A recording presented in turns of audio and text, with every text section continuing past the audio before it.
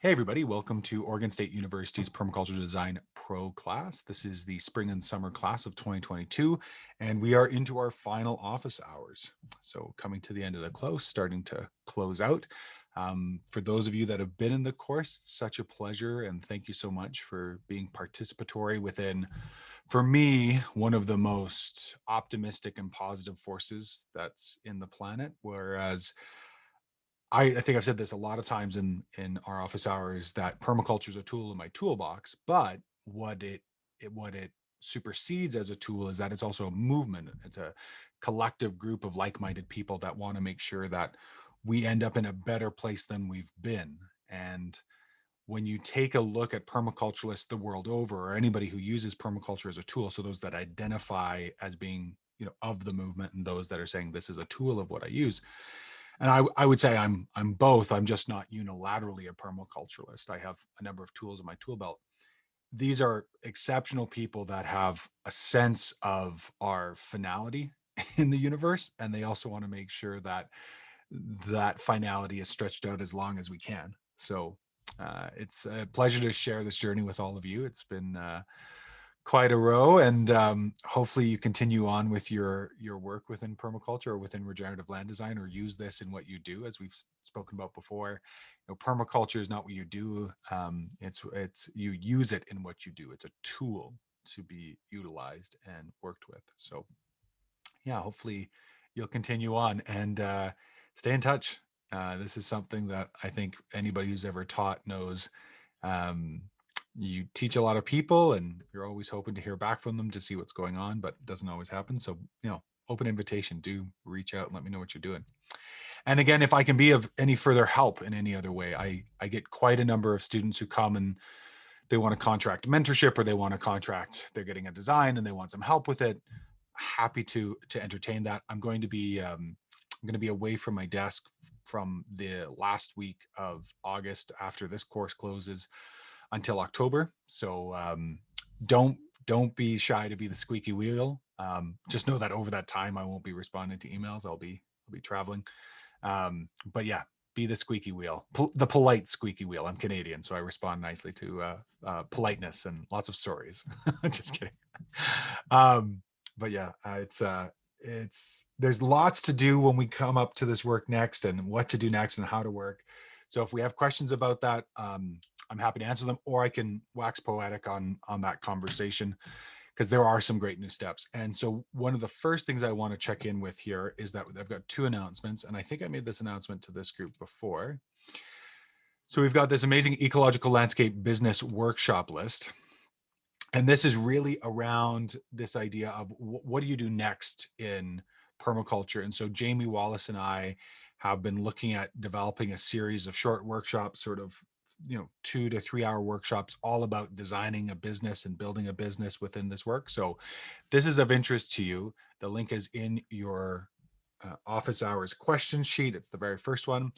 And I'm ridiculously excited to announce that Gord Baird and I are going to be offering a composting toilets workshop within the water series workshop. So Gord Baird is a designer and installer. He created the first two-story cob load-bearing building in North America. He was instrumental in helping to create the gray water and composting toilet ready building regulation. So now in British Columbia, if you want to, you can have a composting toilet. You can have gray water ready plumbing for your brand new house, or you can adapt your house.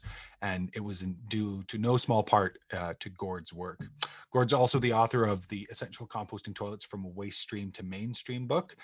And in October, we'll be offering a composting toilets workshop, an 8-course workshop that'll go from what to think about when you're looking at composting toilets, what are the different options, because there's lots of different options from commercial to self-created or self-made. And then what do you do with management and maintenance? What does testing look like on that compost material, sometimes affectionately referred to as humanure? So all of that has a lot of application for our work if we're working in land design and interactions. So he'll also be offering, after that, we'll be doing a gray water course. which I'm really excited about. We'll be doing that in January. And then following that, we'll be doing an intensive rainwater harvesting course. So we've given you, as in all permaculture design courses, an introduction to all of these. It's kind of like you've got this great plate and you're going through this buffet of permaculture and you're having a little bit of this and a little bit of that. This is, from my experience, the next step. So if there's something you're very interested in, if you're curious about rainwater harvesting, if you've got a project with gray water coming up, if you feel like composting toilets is going to be essential to your work, this is a great next step when it comes to your education. If we haven't talked about it before, about 5-6 years ago, I changed my approach to education when it came to building skills within my entrepreneurship. I used to be an information junkie. Take a look at my background. Books, of course, stay longer, so I'm not actively purchasing books anymore, which is a huge relief to the parts of me that feel like I need to read everything I have, which I do. So I had this epiphany a couple of years ago that there was 2 times from the Greeks. There was Chronos and Kairos, and Chronos was the sequential ordering of time. 1 p.m. leads to 2 p.m. leads to 3 p.m. And there was Kairos, the immediacy of an issue. Kairos, Kairos. Now, Kairos changed my entire understanding of education, because instead of continually going and seeking new courses all the time, I just went and sought the courses I need to develop the projects or ideas that I had in my mind. And so at this point, I only take education as I need it. So Kairos education. So if this fits inside your need, fantastic. If you want to be notified, and it'll be very soon when the composting toilet workshop is going to go live to the interest list. So this is the wait list or the pre-launch list. And this interest list and pre-launch list will have access to the lowest price that we'll ever offer for this course. So if that's of interest to you and you want to be on that, definitely fill this out. Probably within the next 7 days, this is going to go live. And then shortly after that, it'll go live for a different price for everyone else. So this is our thank you for the folks that show up and say, yeah, we're really interested, because with this list, we were able to understand if this was something folks were interested in. So, well, great. Any questions about either of those 2 courses?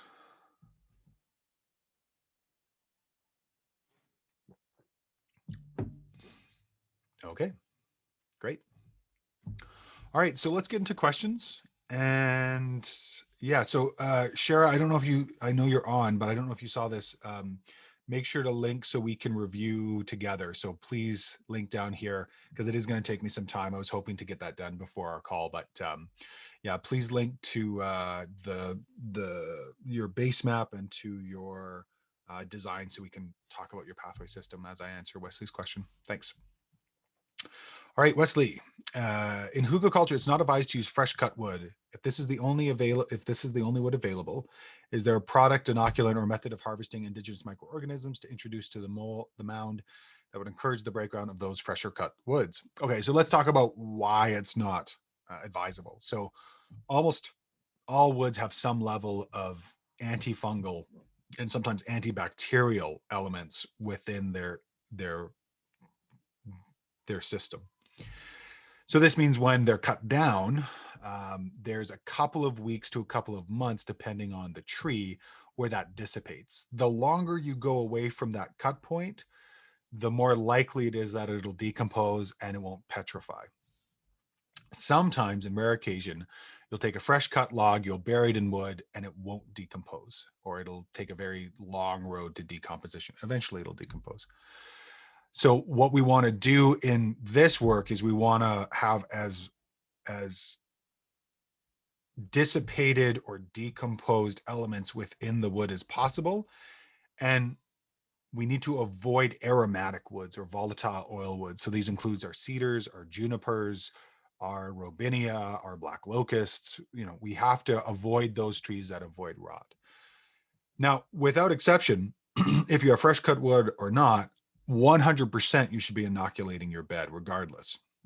And you can do that with indigenous microorganisms. And the easiest way to do that is to go into the forest, and under the loose litter layer on top, you'll find the down and duff layer where it's starting to decompose and you're seeing a lot of myceliation.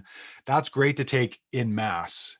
This isn't so much sprinkling. This is taking in mass and like and installing it into the bed. So there's these little reefs of indigenous microorganisms. You can also inoculate them with, a clump of worms. You can inoculate them with urine, either diluted or complete. You can inoculate them with compost extracts or compost teas.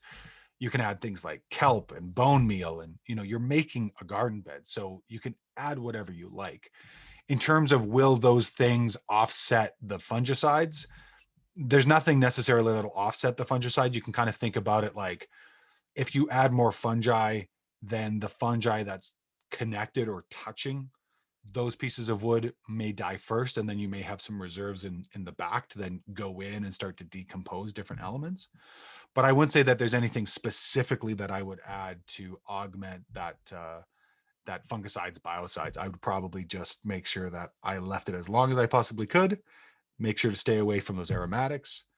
Also, make sure to stay away from the cut and come agains. So stay away from the willows, the alders, the red oaks, or dogwoods. If you cut those and bury those will regrow within, sometimes a month. So if you're using those types of woods, and this on the other side can be fantastic. If you're trying to repopulate an area with deciduous trees, if you're trying to create a hedge layer very quickly, you cut these live staking materials like alder, red oaks, or dogwood, and willow, and you can reestablish a hedgerow. You can reestablish a shelter belt. You can do that really quickly. Whereas if you plant that into a hugelkultur thinking it's going to decompose, you're basically going to make a fantastic bed that will produce willow for the end of time. So I would say, in terms of your question, nothing necessarily I would apply to mitigate those fungicides and bactericides, biocides that are inside the tree. But I would leave it as long as possible. Any questions for that, Wesley? No, that's great. I actually ended up stumbling upon a decomposing pile of wood behind my shed too. So I'm actually feeling a little bit more optimistic about the hugel as it is. So, but this is great. That was great. Thank you. Oh, you're welcome. Good to see your face. Okay, sure. Okay, so this will take me a moment or two to set up. So I've got to do a few things here. So what I am going to do is, as I set this up, I'm going to set you guys to task because I was curious about something. And you can either unmute and talk, or you can type, but I'm curious how the course has been going for you and your experience of it, anecdotally, as we've been going through the course and the conversations there, because of course there's been a lot of material coming at you. This course originally was week by week. So for about 3 or 4 offerings for the pro, it was 10 weeks instead of 20. And yeah, just a little curious about how it's been for everybody. I can start if you want. Yes, For please. me, yeah, for me, it was a bit stressful because of a lot of information that there is, and I want to capture everything. But it's a good thing that we are available. It's available after the course too. I mean, I would have loved to get more in contact with our colleagues and give more comments on their and see their designs and stuff like this. But I was always just trying to keep up with the pace, and yeah. But I suppose people that can afford more time to invest, not do it as next to their job, then it's okay. But if you're doing your free time, it's a lot of information. But yeah, it's nice that we have it available afterwards. I mean, I will go through again all the information that it's available. Yep.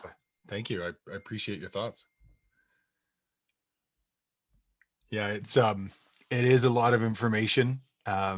If you can imagine, the primary way of teaching permaculture up to the advent of the multi-day course or the online course was 12 days to 14 days intensive fire hose. Hope you catch some of it in your mind and in your mouth as you were going through. So it's fascinating because permaculture from an outset or from a principle base is trying to include as many disciplines as possible.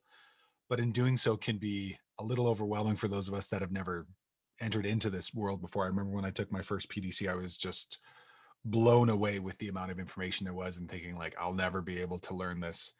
But I forgot that there's this thing called sequencing where we can pretty much learn everything we just have to take it off in little bites. So I really appreciate what you had to say. Anybody else? Yeah, and want to- Oh, sorry, go sorry, ahead, I just sorry. want to add Yeah, that please. I think it's good that it's paced a bit more. I mean, spread it in more weeks, because I think our brains also need some time to sleep on it. You know, like I find myself thinking also in my day-to-day life about the projects I'm working on and get ideas while doing other stuff. You know, so if you do a course like 3 days intensive course, you don't have the time to just let the mind browse ideas. Yeah. That's well said. Okay. Let the mind browse. I like that. Yeah. Thanks. Great. Shara, I just downloaded your PDF. It only goes to assignment 17, and I think we're taking a look at the zone 1. So could you check that and then send me the zone 1 PDF? That'd be great. David, I think you had your hand up. Yeah, just a comment on the course. I mean, thank goodness it's every 2 weeks and not every week, because I spent an immense amount of time trying to figure out the artistic side, and really it's still terrible. But I really appreciate the pace of the course and just find myself catching up at the end. But I've tried to do other online permaculture courses, and this is one I'm going to finish. So that says something about the organization and content and quality. So thank you. Oh, that's wonderful. Great to hear. Yeah, it's yeah, that rendering conversation I think we've had a few times. Rendering comes second, understanding comes first, and yet whenever we see each other's work, we always want to make it as beautiful and gorgeous as theirs are. And it's so funny that it's taken me when did I start? 09. So it's taken me 13 years to finally draw terrible, because I was so obsessed with it looking great that now I only do sort of chicken scratch drawings on Google Earth Pro, because so many of my clients want living designs that they can work with and we can converse with. And, like I'm working at a different level now. I'm not doing urban design. And if you're in urban design, they want that photo, they want that photo finish, they want that image. But it's interesting. And I think the lesson there is be open to what it is, the niche it is that you want to explore, and what it is your clients expect. So years ago, I told clients, I think it was about 4 or 5 years ago, I would do a basic drawing with basic shapes. And if they wanted a higher render, they could contract that through me. I would make sure it was done. And sometimes I would do it, and sometimes I would farm it out. And at that point, I was doing a lot of larger scale design for corporations, and they wanted 3D rendered designs that you could zoom around and all the rest of it. And so sometimes the rendering costs were the same as the design costs, because they needed something to show to shareholders and to show to other board members and to pitch the idea. And that's fine. But it's one thing I learned, and I learned hard. Nobody ever taught me because I don't think anybody ever really thought of it. It's like, let the client figure out what the render is. Like, ask them what they want, and then if they want that level, then great. Estimate a cost for it, estimate a price for it, and have them pay for it, as opposed to, well, everything has to be perfectly X, and then make sure that you take on the frustration and the worry to do it. And that's where I'm so indebted to Neil Bertrando, another instructor in this course, for showing me PowerPoint design, which inspired the Google Slides, because his PowerPoint designs were even more simpler than what we're using. And they're just so simplistic that they're easily rendered. But he found time and time again that clients didn't want to pay for rendering time. So it was a great piece.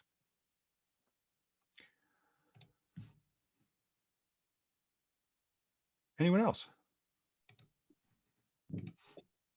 Yeah. Sorry, go ahead. Sorry, Wesley. All right.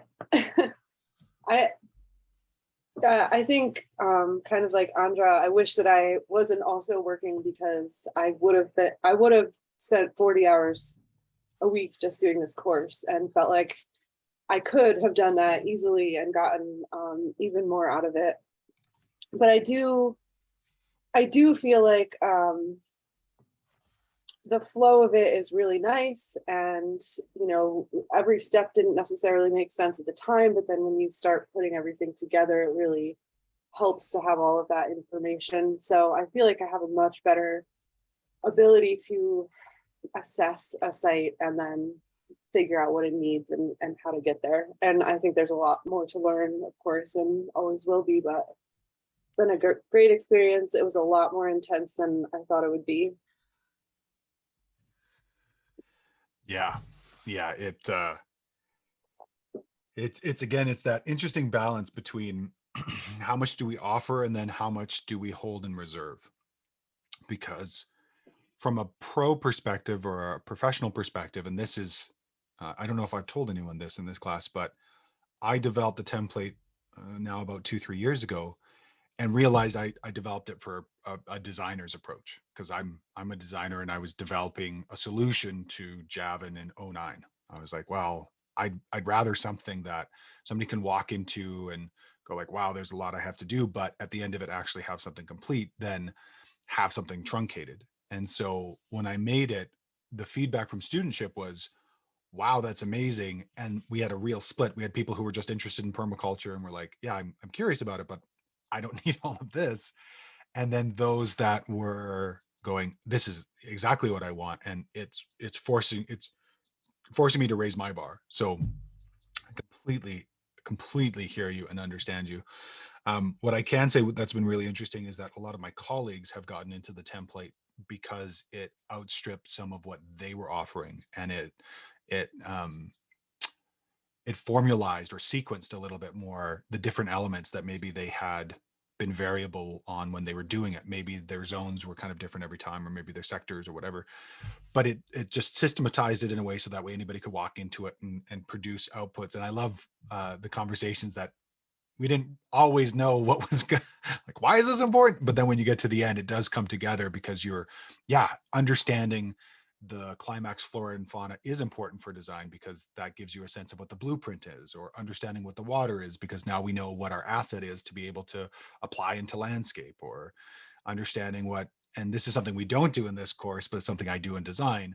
I do a full bylaw review of what my clients want and what the overlap of what the bylaws are, which is something I used to do, but now I contract out. So I've got somebody who works as an urban planner who will look at the bylaws of that region, and they'll collate the conversation of what transfers. So yeah, once you move into your certain aspect of design, if you stay urban, you pretty much know what is and isn't permissible. But yeah, I appreciate that. Thank you.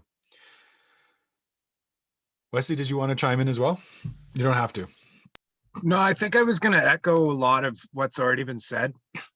I'm one of the fortunate ones who's not working full time. I actually quit my job last year, and I've been sort of using this as a springboard onto, what might come next. So at times it's been overwhelming, but I think just because I, don't know where exactly I go next after this, the whole time I'm like, there's so much to learn, and I'm gaining all this knowledge. But then I don't even know what, like on August 22nd, I'm going to celebrate, but then I'm going to be scared again. Because so that's why I'm really excited to hear about your course that looks at or plan. I got to get more detail and read, but you mentioned it twice the last 2 weeks about how to translate this from, skills and understanding into a life, a livelihood. So I'm looking forward to continuing my learning, and don't make it less than 20 weeks for people with jobs. My goodness. Yeah, and I think that's why we've decided on this sort of module process. So it's, starting off, we're thinking of, am I eligible, or who's eligible for an ecological landscape design business? And it's just starting off with, what skills do you bring, and what skills will you need to garner to be able to do something like that? And then from there going into niching, and from there going into process and sequencing and all the rest of it. So that way folks can take the courses they want, or they could take the whole suite, which I imagine will take 2 or 3 years to develop out. But there is a phenomenal course. It's American focus, called the Ecological Landscape Mastery course by Permaculture Artisans and Eric Olson, good colleague and friend that I've guest taught for. They go into detail on how to run a medium to large scale ecological landscape design business. And I would say, Permaculture Artisans is probably one of, if not the most profitable and busy organizations down in the States when it comes to design. So their course is phenomenal. The back end's quite good. They've got a pretty active community as well. If you're looking at moving to large scale design, and if you're keen on the farm scale design and that level, I cannot recommend the Regrarians enough. Regrarians.org. Darren Doherty and his team, Georgi Pavlov and others, they've put together the most active, the most detailed oriented, the most knowledgeable working group of designers, farmers, producers, policymakers in the world. So they've got this amazing workplace called Facebook Workplace. And it's all organized into the keyline scale of permaculture for all things agricultural. It has a number of great courses included into the membership. So basically you purchase a membership for a year, which I think is 85 USD per month. You have access to the workplace. You have access to a rolling Rex, which is his flagship way of disseminating his Regrarian platform. And that happens kind of, I think, biannually. There's 2 times it's offered. And then there's a couple of canned courses. One of them is a QGIS course that Georgi put together, which is phenomenal. And then they're building, they've got a suite of other courses they're thinking of building. And so they're just going to continue to build and build and build. So it's, if you are a large scale designer, I would say it is the best place to continue your education and knowledge. If you're looking more urban, definitely Eric's work with ecological landscape artisans is a great place to start. It's very Americanized. So, you know, if you're Canadian and you're thinking, well, it may not be as applicable for some aspects. Yeah, you know, those are great places if you're looking to explore right now. That's out there for work. And I'll put a link to those things in the conversation. Okay, awesome. And I think that's it. Great. So let's take a look at this. I'm just going to muck about here. And actually, I should muck about. I should show you my mucking, so to speak. So I'm going to share my screen. I'm going to turn my microphone off. Start broadcast. I'll look up here to make sure it works. It does. Great. Going to go to Morpholio. And it's up. Great. Cool. All right. So this is Morpholio Trace. I've been doing so many office hours and client conversations. I have no idea if I've introduced this to you before. You mentioned it once. Yeah.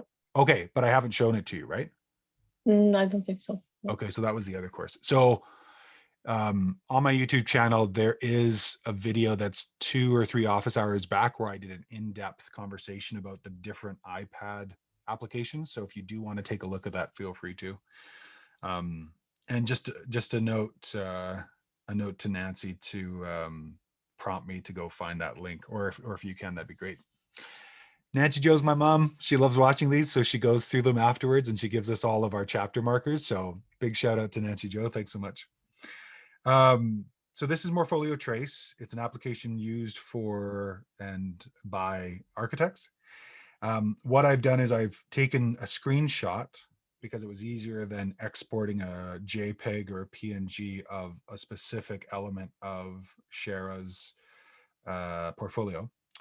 And I've just opened it into this application. Now, on the right-hand side here, you'll see these layers. I can turn them off and on. And there's also image opacity. So I can have that at some level of opacity. It'll immediately give me a second layer, which is this top layer. And you'll see as I click it on and off, the under layer becomes a little opaque. Now that's because each of these has a paper opacity, which you can turn off and on, and then can create sort of an onion layer skin, because this is all designed around that conversation. So I'll click on the layer that I have and I want. And the first thing I'm going to do is I'm going to make sure that this is scaled. So you click up here in the scale bar. And basically you can apply this down to your scale, which is one of the reasons why I love this program. And it looks like it's 60 feet. So 60 feet. Click the old check mark. And now it's scaled. So if I bring up my ruler, Now I've got an accurate ruler of scale. So I can check it down here. Yep, 60. And now I know this tree is roughly at canopy height, 15, 20, 25 feet in diameter. I know, this section of pathway is roughly, 25 feet. I can, with 2 fingers, I can move this around. And the other great thing is the way this works is this ruler also becomes a ruler for drawing. So I can create parallel lines and perpendicular lines to that ruler. Like all good drawing programs, 2 fingers removes everything, and that gives us the ability to zoom in and create layers. So one of the things that and highly recommend everyone check out Shara's portfolio, just beautiful. One of the things she's done really, really well, which I am going to take a moment just to showcase because it's really quite amazing, is she's done some amazing renders in design where she's gone in. Yeah, this is a good example where she's gone in and done a layered approach to show the different elements of this curb cut and the water coming in and these brilliant watercolor trees. I don't know, Shara, did you draw those yourself or did you find those online and use those as clip art? But they're great. I love them. Oh, you're muted. Oh yeah, that one is clip art. The rest are just drawn. Yeah, and that's what's so amazing about this is you're taking these drawn images as well and then either cutting them out or cutting them out digitally and just putting them into practice into a render to kind of show that scape. So again, just wonderful job showcasing that hybrid design. So bravo. Okay, so I think what we were going to talk about, if I remember correctly, is we were going to talk about using water harvesting directly in pathway. Is that right? Yes. Okay. I think my initial question was about calculating how much water, like how far the water could potentially move down a pathway or a swale ditch, depending on how much. But I think that's a more complicated question than, Yeah, it's not an easy answer, right? it is. If I've got 2 hours to explain to you what's called infiltration rate, but the short answer is all soil have an infiltration or a loading rate, and those loading rates are actually easily accessible. So what you could do if you wanted to go online and look up soil loading rates, then cross-reference, okay, what did I come up with my soil test here? And if not, take another soil test, get a sense of what the soil texture is, estimate your organic matter, and then you'll get what's called a loading rate. And this is what's used for irrigation calculators. So that loading rate gives you a sense of, well, how much water can this soil hold before it moves past field capacity to saturation. So field capacity is, I've got this drawing here. I don't have to mime things. Give me a sec. So field capacity and loading rate is basically when you've got little soil peds. So if you look at soil underneath the microscope, you've got all of these little peds, and these are sand, silt, and clay, and we've probably got some organic matter in there. We've got some mycelium, under microscope. This is what we're looking at here. And then what happens is, because water works on soil and soil works on water with what's called capillary action, and it has 2 forces with capillary action. It has adhesion and cohesion. That water then ends up creating a little, that water ends up creating a little lens. Come on, blue. That water creates a little lens around all these soil beds. So at this point, we would call this field capacity, because in between these, you can see that there's all this airspace. Once this goes to past field capacity, that means all the airspace is completely and utterly filled, and this has gone to an aquatic environment, which is not what we want. So when we're looking at your design, you could look up what are the loading rates, and then you could figure out, well, this soil is going to take up X amount of water.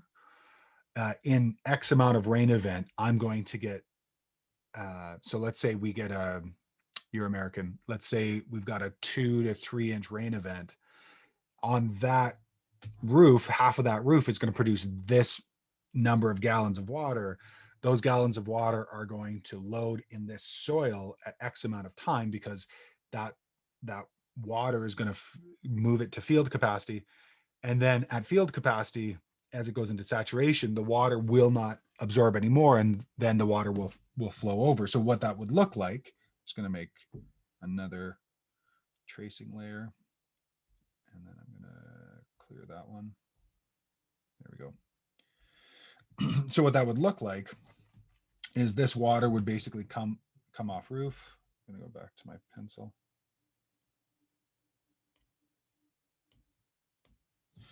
So it would come off our roof,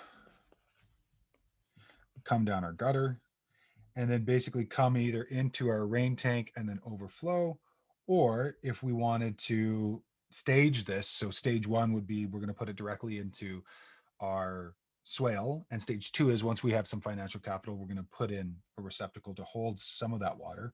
Oh, what happened? You are sharing screen. Yeah, true story. Oh, I think I grabbed the, there we go. So what we have here is the opportunity to bring this into the swale. And so that loading rate would tell us, okay, if we create this as being, let's say 2 feet, then we kind of know what the loading rate is for each foot of this as it's going along. So you could calculate it. It is possible to calculate, and you would take that process. Does that make sense? Yeah. Okay. Yeah, that's great. That's great info to know that I can. It might take me some time. I don't know if I'm going to have it done next week, but I'm going to look into that. That's cool. All right. Sounds good. So what we have here is we have an opportunity to do something interesting, in that we could potentially take this downspout and we could go to what's called Big O pipe. And so Big O pipe is, if you haven't seen it before, it's a corrugated pipe. And so it's corrugated, and it usually has a lot of holes in it. You can get perforated or unperforated. And then it usually has a sock around it, especially the perforated. Now, what this means is that when water comes through this, it will distribute more evenly down an area and then will come out, and the sock will help to resist root penetration. So that Big O pipe, we may decide we want to take off of this downspout and then come into our pathway and basically distribute water more evenly throughout that pathway. That then gives these trees a chance for their roots to find the pathway, which is also doubling as our water distribution system. I think these are raspberries, if I remember, in black caps. Yeah, you had a really good design layout. I appreciated the layout and the configuration. So this then becomes more passive watering, self-watering for the long term. Usually when trees are installed, we need to have a little bit of supplementary irrigation. But then with this, we'll have this together. So what this would look like in cross section. I want to use red for this. So if we did this in cross section and we call this A and A apostrophe, what that would look like is, I'm just going to turn this off for a second, is what is going on?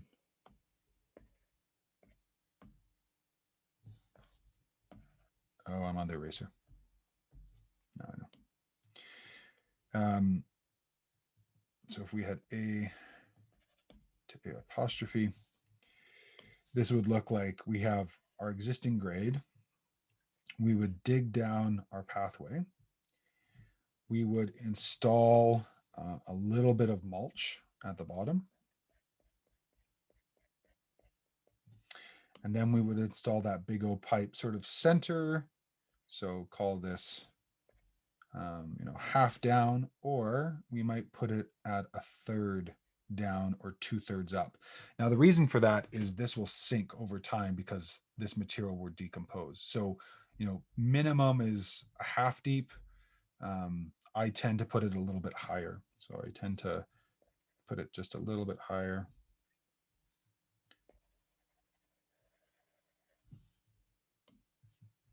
and to put it at that third mark. So that's 1/3 down. 1/3. 1/3. Then what we do is we fill up mulch on it, and we try to keep this as level as possible. And the way to do that is put down your first mulch bed and then take like a 6-foot level and then go around and make sure it's generally level-ish. I actually just advised my father on this, and he did a really good job, to the point where he sent me photos of his first strawberries. Very excited. And then what you'll notice is I'm mounding this high in the center. So pathways, as a rule, divot in the center because that's where we walk. So basically, we're going to design this at the beginning to resist that, so that way we'll end up with something generally flat. And for this type of design, especially on this area, I tend to default to about 3 foot. Yeah, you've got it perfectly. I default to 3 foot for major pathways because that's comfortable with a wheelbarrow. It's easy to move around, and then you can do these smaller pathways, which, you know, can be a foot or less. When I was doing farming, they would be like 18 inches, yeah, which is generally what we're seeing here as well. So yeah, I would approach it like this, and then what you can do is, if you want, you can tee off of this as well. So let's say you really want to make sure that water gets closer into the root zone of this tree. You can also take in what's called a tee. So what this looks like is, if you've got your big old pipe, there's these black tees.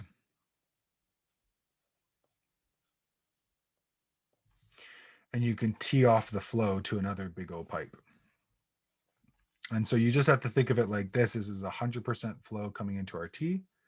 And then if this is teed correctly, you'll have a 50 flow and a 50 flow if this is leveled correctly. So that flow will then split into those 2 different zones. And so in this situation, we may decide, well, we want to split flow here and bring it in, or we may decide we want this full flow all the way through, and we may wrap it at this point. We may want to wrap this around this way to give more flow to the rest of this. And generally, you can design your loading rates, or you can design your flow rates through your loading rates if you want to go that extra step. But I think for something like this, as I take a look at the sizing, you know, you're going to be about 10 feet and then 20. Yeah, they come in 50 to 100 foot rolls. I'd probably buy depending on pricing, buy a 50 or 100, and then just roll it out to about here. This is how big again? Your roof is about 15 by what? 15 by 30, 35, 40, 15 by 40. Yeah. So in a rain event, you're probably going to get flow that'll take you to, oh, I don't know, maybe I have to turn that off first, maybe like about here anyways. So, but you can check it with the loading rates. Yeah.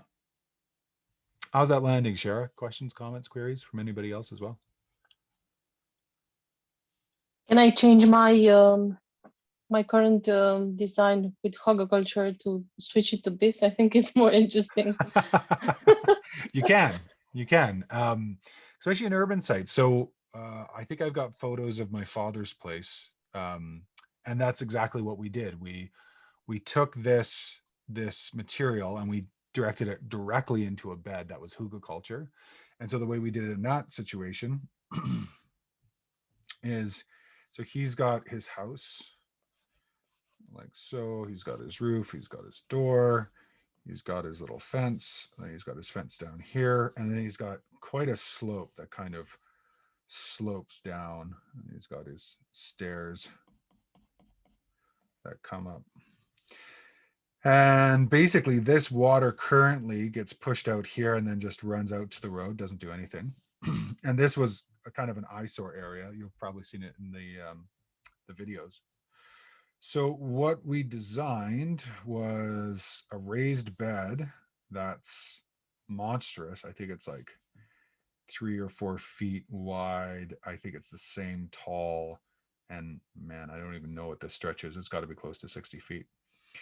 And what we did is we ran the piping, the downspout, up and down, and then into this bed, and underneath, let's use a different color. Underneath, we put all the logs. This was generally leveled. But one of the things we found out is the way that this angle came in, the majority of the water was just coming here. So we had to do a little bit of occlusion. So basically on that pipe, we put a little bit of plastic on like the first 3 to 4 feet, just so that way it would shunt the water a little bit further down. And then actually this comes in the back, comes back into a bed that's inside the fence and does a final coil in that back fence. I'm using blue. So this was a great way to use it in situ, but we could have as easily, if this was a place of value, we could have easily have put it into a pathway that just serpentined down a slope. That would have been just as easy.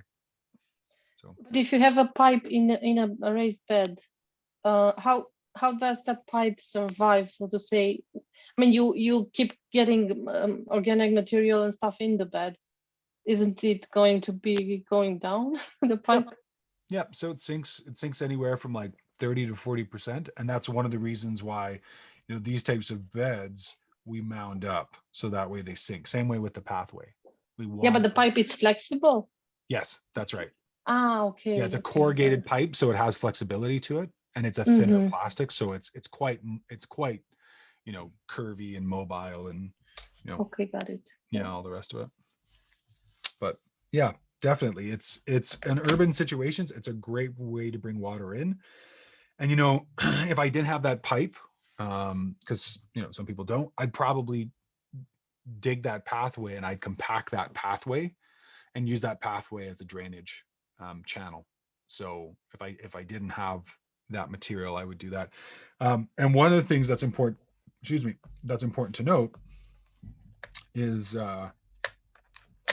these pathways become crop areas. So these pathways become places where you'll find a lot of earthworms.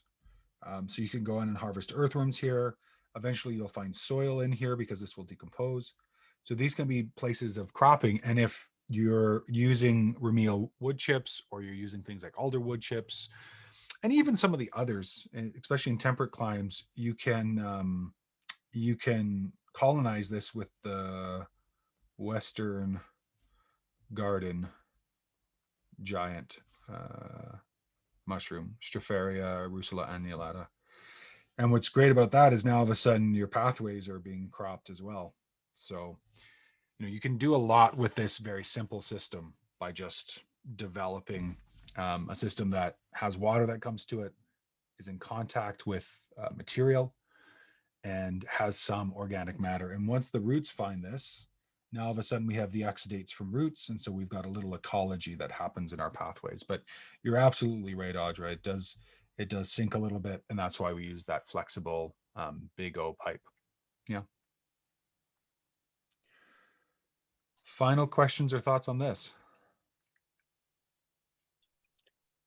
Oh, I think it's really great, and appreciate the insights. I just wanted to try and use as much passive water flow as possible in the design. Like I feel like I have so much irrigation on site already. It's a pretty dry climate here in the summer typically. So just, yeah, it's great to having the insight to be able to design this passive system in a way that's actually going to work is super helpful. So thanks.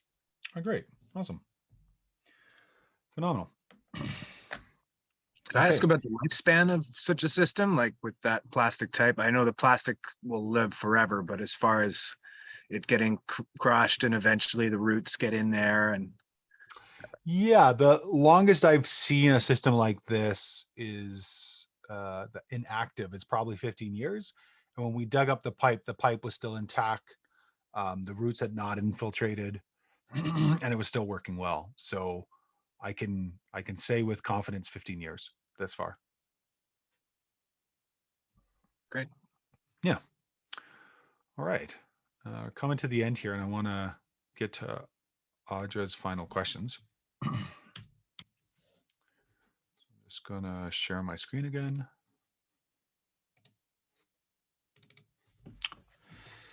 there a possibility to collect seaweed for compost? Should that be washed previously to remove the sea salt? Great question. So I used to live and work on the coast, and we used to harvest seaweed all the time for compost. Um, we did test where we rinsed and didn't rinse, and we found that, yeah, generally the rinsed seaweed was better, but the rinsed seaweed still has quite a bit of salt in it. So it's not like you're removing the salt completely, and it tends to be the salt inside the kelp tends to be bio unavailable, or at least not a biocide as we would normally think of salt inside of ecological system. So yeah, we've done both, and it definitely works a little bit better if we give it a quick rinse and chop it up. But it's just a powerhouse of fertility for things like heavy feeders, so tomatoes, potatoes, Solaceae crop. It's such a full spectrum mineralization as well. So highly enjoy it. For us on the West Coast, we're finding all fish and all seaweed has some level of radioactivity because of Fukushima at this point. And the iodine issues are starting to show in people, especially women, because of the uptake of radioactivity and the way iodine is utilized within a woman's body. So yeah, be careful where it's coming from, and if you can, reach out to marine groups or conversations to understand where that is. There's a couple of places even on the coast where because of the way the tides work, they have less or almost no radioactivity to them, which of course body doesn't like radioactivity at all. So it's important to keep aware of, where are the materials that are going into our compost? Where have they been? What are they doing? What's going on with them? What's your opinion of using fast growing trees like Paulownia and bamboo? Yeah, I'm fine with any plant. So I think that's important. When I had my epiphany that weeds is just plant racism, and when we talk about invasive species, we have to give a time span because all species had some level of interactivity. I'm fine with all plants, even the dreaded Japanese knotweed, and even oh man, I've so removed the demonization from this plant. I'm having a hard time thinking of it. Yellow on the coast, super advantageous. Broom, Scotch broom. All of them have a role. All of them have a place to play. And plants and seeds have always moved the world over. Does that not mean that when you put a plant in a certain way and it's advantageous that it can overcome natives? For sure, 100%. So that's why the burden is always on the designer. It's always on the designer to apply correctly. This is why I only plant mint in pots. I'll never plant mint wild because mint will take over everything. So I have no problem using things like fast growing trees if there's a reason. Why are we using a fast growing tree? Why are we growing bamboo? Why are we growing these trees? So if I want a quick coppiceable hedgerow that I can use for firewood, sure, fine. If I'm trying to make tool wood or using timber bamboo, sure, fine. Just I have no problem with any of these fast growings or advantageous plants. That my only conversation that has always been is what are we doing? How are we doing it? Where is it coming from? Where is it going? And what happens when I stop managing it? So have a design for, okay, yeah, I have put in something here that's really advantageous, and I'm going to have a design that if I leave or step away from this, it will either go back to itself, it'll come back into nature, or I'll take it out. I'll actually kill it out so that way somebody else doesn't have to deal with it. Final question, does a natural pool pond make sense in a Mediterranean climate, or is it the evaporation in summer creating too much of a hassle to keep the water in the pond? Great question. So we have a Mediterranean-like climate over on the west coast of British Columbia that during the summer we can get a drought of anywhere from 3 to 4 months and has high evaporation rates. I've seen and helped build some of these natural swimming pools, and part of it is this is a part of the ecology and a part of the cooling of the house. Like this is an integrated part to where it's put in the summer wind path that will then flow over and come into the house and will actually cool the house down. So for them, it's one of these things that This is a drying conversation and needs to be a drying conversation and is the only way to do it. And so for them, it makes really good sense. If we're thinking, well, we're going to put in a swimming pool anyways, and it's going to happen regardless, sure, moving towards a natural swimming pool and a wetland recovery system with some shade, fantastic. You're going to find that every area in the world has an evaporation rate depending on its climate, and some of those are more particular. Brad Lancaster's book, this one, Rainwater Harvesting for Dryland Strategies, has really good evaporation rates in the book itself. So you can check those out and you can get a sense of, okay, what am I, if I design this, what am I going to potentially lose per summer, per month, per day? And is that something that washes out what the client designs, brief, etc.? There's never a hard and fast answer. Should we do this? Shouldn't we do this? There's always the context, the bigger sort of evolving, living design of this. Who are the people? What are they doing? What's the value of this? Will this inform or educate the rest of the people within the community to change their mindset and start to think about this a little bit more intelligently? You know, some of those effects can offset costs or top-ups of the water. In something like a natural swimming pool or pond, I try to make sure that some level of water harvesting off of the site fills that pond in some way, shape, or form. So that way it's taking less, definitely less well water, but less water from other sources on the site. So is it a hassle? Yeah, it depends on what the output is. For some people, they would say it's never a hassle. They would say this is the most glorious thing in the universe. I love having a natural swimming pool, and I'll give a cup of my water every day to make it happen. For others, it would just not make sense. Like somebody wanted to create a natural swimming pool in an arid climate. I would challenge them to say, you know, is this something, because we don't actually have recharge per year, that your budget is willing to allow? So for example, I'm finishing a design right now, and the clients are entrepreneurs, they're academics, they do incredible work the world over. They don't have a lot of time. So they have this amazing must-have and nice-to-have list of what they want in their site, but they don't have a lot of time. And so my major recommendation to them was, do not develop anything beyond your first field unless you get a farm manager, because they just don't have the resources. And for their resources, it's time. They don't have a stockpile of time that they can call upon. For others, when it comes to something like a natural swimming pool, the joy, the conversation, the cooling aspect on a house, the integration of different water species that could be introduced there, be they food species or purification species or beautification species, makes sense. So yeah, not a hard and fast answer, but really good question, and it really brings up that conversation of context. So thank you so much. I really appreciate it. Any follow-up questions to that, Andrea? No, thanks. It's clear. Yeah. Okay, thanks. All right, folks. I'm going to give you my final send-off. Thank you so much for being in the course. Thank you so much for participating. It's such a joy to meet like-minded people. I stay in permaculture because of the people. It's no other reason than that. I find it attracts some of the most intelligent, thoughtful, able individuals that see the world as it is and go, doesn't look great, but we got to do something about it. So it collects active oriented people. And I love the people that it attracts. And that includes all of you.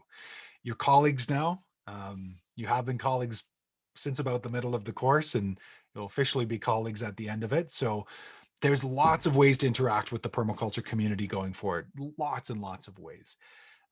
You can continue to design, you can continue to work on projects. One of the things that I recommend most is to find friends or family that are willing to put in the money into the installation for you to design. And this gives you portfolio. This gives you case studies. This is the number one thing you need to build in this work. You need to build something to show other people who are not your friends and family, who will trade on the trust and the love you have, to actually hire you.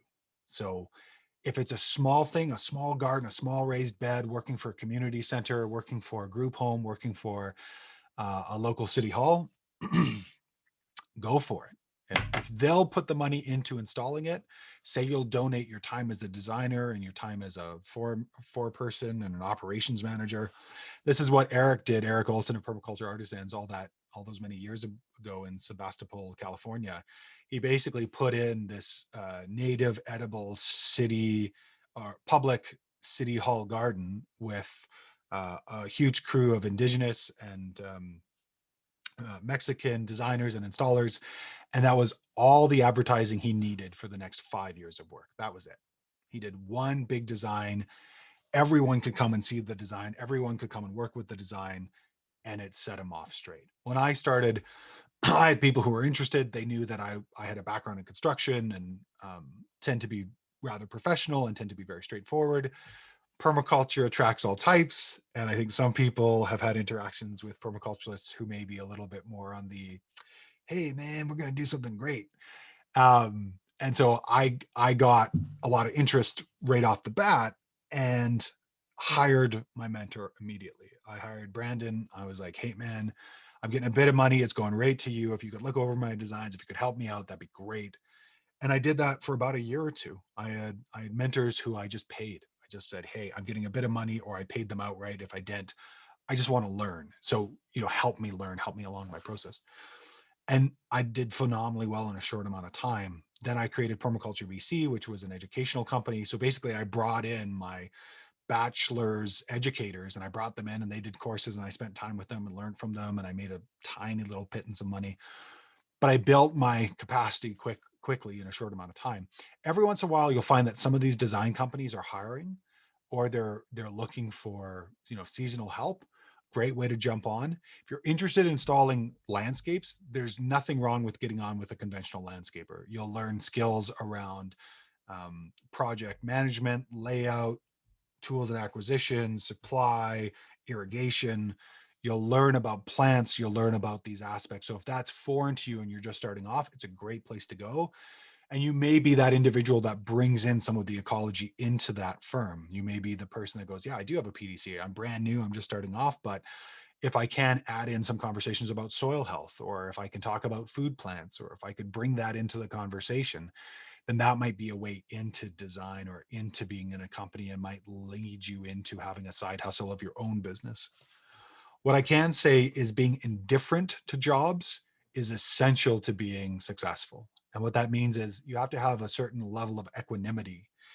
And for many, that means having another job you're working, and then this is the thing that you're building capacity in. I've mentored a number of business companies, ecological landscape design companies that were struggling. And so they're struggling for money and they're struggling to build their business. And in one case, we just said, go get a job at a nursery. It's something you want to develop anyways. They went and got a job at a nursery. We helped them to develop what's called a good fit call, which is a way of intaking clients. And within 2 months, they were totally booked for the next year because they had been so indifferent to the jobs that when the jobs came to them, they kind of had a habit of building decks to supplement the rest of it. But when you're building decks all the time, you don't have time to actually put into ecological design. And so basically the nursery job allowed them to say no to every single deck job. And then when these really big, cool, awesome jobs came along, they could say yes, and they could just jump right into it. So one of the things I wish I had done at the beginning and not had $35 in my bank account was I wish I had taken a part-time or full-time job within growing in some way, shape, or form. I didn't. I'm a little pig-headed and I was like, no, I'm going to make it work.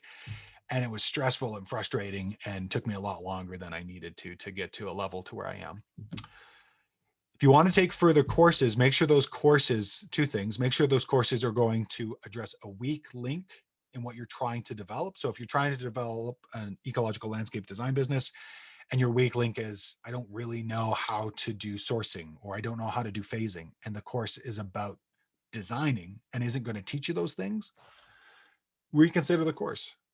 Be very conscientious that your attention is a valuable commodity, and only give it to people and educational opportunities that will return. So when I was starting off, I always asked the instructor if I could see some of their work. And every once in a while, somebody was like, oh no, I haven't done a lot of work. It's like, why am I why am I paying you money to learn from you? And I would just skip those individuals, because there's a lot of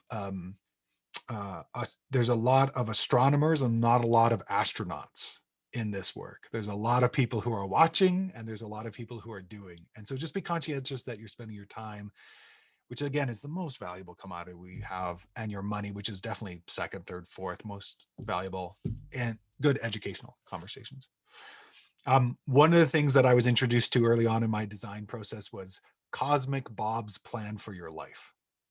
And at some point I'll do a video on it, but the Bullock Brothers homestead on Orcas Island, these are incredible folks who have incredible design process. And one of them, I think it was Doug, wrote Cosmic Bob's Plan for Your Life. And it's a year by year plan for your life post PDC.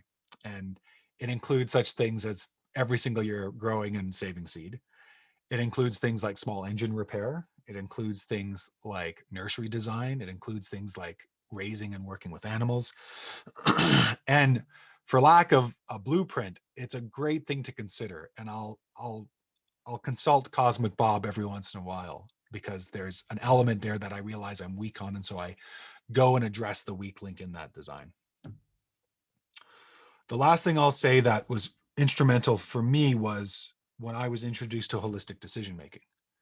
So holistic decision-making came off of Alan Savory's Holistic Management, was further refined by my very good colleague, unfortunately late colleague as of the last couple of weeks ago, Dan Palmer, and developed into a process by which, instead of being tangible objectives based, we become situational, feeling, quality of life based. And then we allow all of the decisions we make to bring about that quality of life. So let's say you want to create a design business, and I was helping to facilitate this through holistic decision making, which I call values-based decision making, and I've specialized in. I would say, what do you really want that design business for? Well, I want to help the planet. I want to put my life into purpose. I want to help create more regenerative green spaces. When you have that type of objective-based conversation, if you buy a new truck, if you go and mentor in a place, if you go and intern in a place, if you go and become a student at a teacher's course, all of a sudden you have a way of evaluating those for those objective-based reality. So I highly recommend being aware of, if not developing, an understanding of holistic decision-making. And up until a few weeks ago, I would say Dan and I were the only two that specialized in it. As of 2 weeks ago, it's only me. So I don't have somebody I can refer people to anymore besides myself. And I'll be offering an in-person class come the new year. We'll be doing, or a live class, not in person, but a live class on holistic decision making. So if I could go back to my younger self, I would have gifted myself the tool of holistic decision making, because it really does allow yourself to become inoculated against the biases of people and place and conversations, and just be very focused on what you're doing. Besides that, congratulations on coming through the course. Really looking forward to your final designs.